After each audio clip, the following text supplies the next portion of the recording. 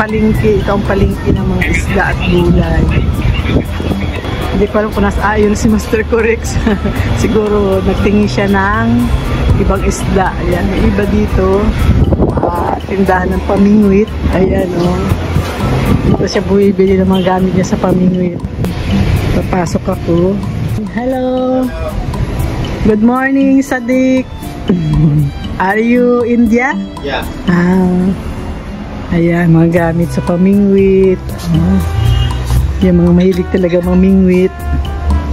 Maganda din pala negosyo ito kung malapit ka sa tabing dagat.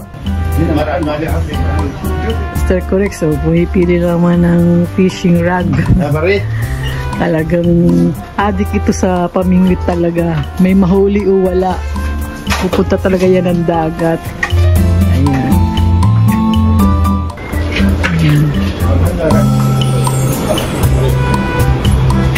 Pauwi na kami. Ayan. Ayun pa, dahil pa doon sa kabila side, fishing rods, shop, isdaan. Ayan, ang dami. Kita yun yung mga picture na isda. Ayan yung palingki.